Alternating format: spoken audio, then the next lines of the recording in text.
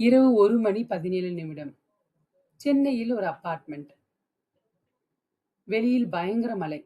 அறைக்குள் ஆனால் டிம்மான ஒளி மட்டுமே. லேப்டாப் ஸ்கிரீனில் ஒரு மெயில் ஓப்பனாக இருந்தது. We regret to inform you. Nandini அந்த ஸ்கிரீனை பார்த்து கொண்டே இருந்தாள்.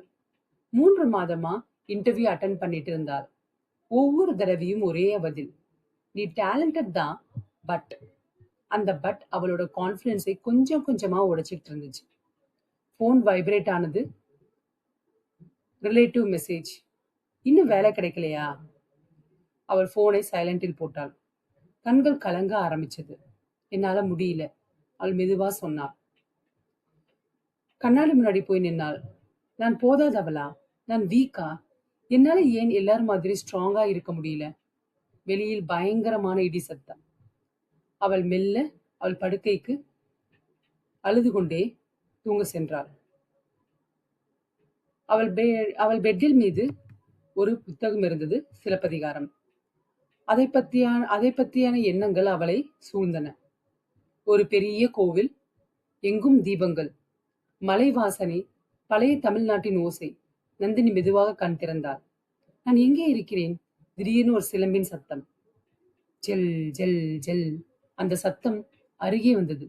வெள்ளை உடை, தீ போல கண்கள், அமைதிக்குள் சக்தி. ஒரு பெண் அவள் முன்னாடி நின்னாள். யார் நீங்க? அந்த பெண் அமைதியா பார்த்தாள். இந்த உலகம் மறக்க முயற்சித்த ஒரு பெண். ஆனா காலம் கூட அழிக்க முடியாத ஒரு குரல். நான் கண்ணகி. நந்தினி அதிர்ச்சியடைந்தாள். கண்ணகியா? ஆமாம். அழுத பெண், நீதியை காத்த பெண், ஆனா ஒரு நாள் எழுந்த பெண். நந்தினி மெதுவாக உட்கார்ந்தாள். எனக்கு டயர்டா இருக்கு. எல்லோரும் என்னை ஜட்ஜ் பண்றாங்க. நான் முயற்சி பண்றேன், ஆனா ஒவ்வொரு தடவையும் தோல்வி. என் வீட்டுல வேலை கிடைக்கலன்னா மேரேஜ் பண்ணிக்கோன்றாங்க. பிசினஸ் ஆரம்பிக்கலன்னா ரிஸ்க். லேட்டா ஒர்க் பண்ணா எப்படி செட் ஆகும்? நான் என்ன பண்ணனாலும் யாருக்குமே அது இனாஃப் இல்லை. கண்ணகி அவளை அமைதியா பார்த்தா. நந்தினி, ஒரு பெண்ணின் கண்ணீர் இந்த உலகம் பலவீனம்னு நினைக்கும். ஆனா அந்த கண்ணீருக்குள் இருக்கும் ஃபயரை அது மறந்துடும். என்னையும் அண்டர்ஸ்டிமேட் பண்ணாங்க.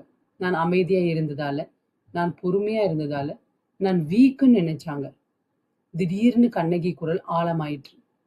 ஆனா ஒரு பெண் எவ்வளவு அமைதியா இருக்கிறாளோ அவ்வளவு ஆழமாக அவள் சக்தி இருக்கும். நான் காதலிச்சேன், நம்பினேன், காத்தேன். ஆனா ஒரு நாள் என் வாழ்க்கை முழுக்க உடைஞ்சு போச்சு. என் கணவன் தவறாக குற்றம் சாட்டப்பட்டான்.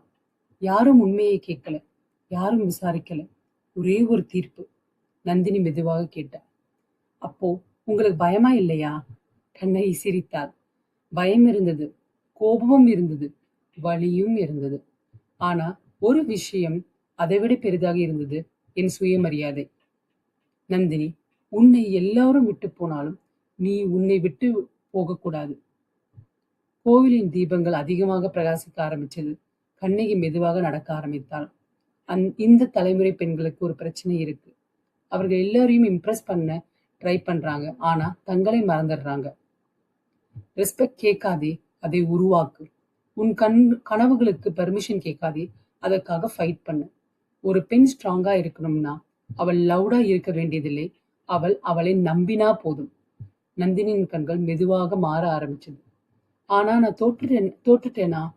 கண்ணகிய அருகே அவள் மெதுவாக கேட்டாள்.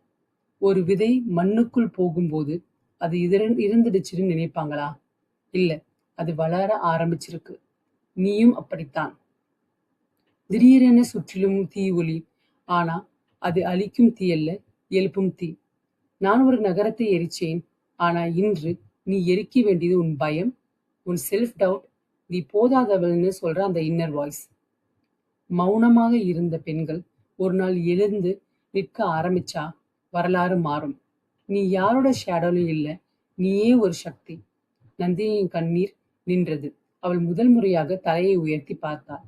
கண்ணை மெதுவாக பின் சென்றாள். நேரம் வந்துடுச்சு. எதுக்கு? நந்தினி கேட்டாள். நீ விழிக்க. திடீர்னு ஒரு இடி சத்தம். நந்தினி கண் திறந்தாள். அதே ரூம், அதே மலை சத்தம், அதே லேப்டாப், அதே ரிஜெக்ஷன் மெயில். ஆனால் அவள் மாறியிருந்தாள். அவள் கண்ணாடி முன்னாடி போய் நின்றாள். இந்த தடவை அவ அழல. அவளை பார்த்து மெதுவா சொன்னாள், நான் வீக் இல்ல, நான் வெயிட்டிங். Laptop open பண்ணினாள். ஒரு புதிய டாக்குமெண்ட் ஓபன் ஆனது. My first business plan. வெளியில் மழை நின்றது. சூரிய ஒளி ஜன்னல் வழியாக உள்ளே